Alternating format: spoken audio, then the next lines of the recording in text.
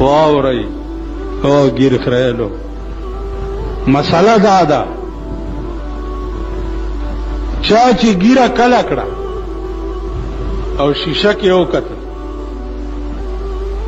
یا قدنما شیشې ته ودرېدو چې زه خو ډېر ښایسته ښکارم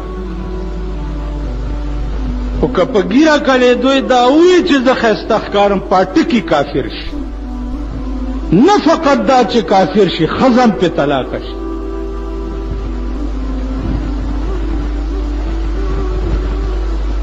دغسې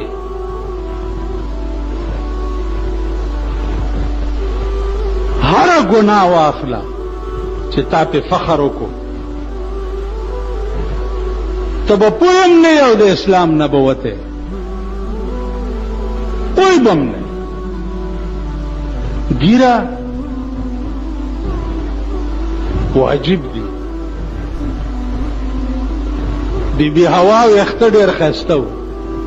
د آدم علیه السلام وویل چې یا الله داسې ویښته مال هم راکړه نو الله والا ګیره پیدا کړه ورته ویل چې او آدمه د بی بی حوا زینت چې دی د سر ویښته دي او ستا زینت دا ګیره ده ستا ښایستهوالی په دې ګیره کې دی او د هغې ښایستهوالی د سر ویښتو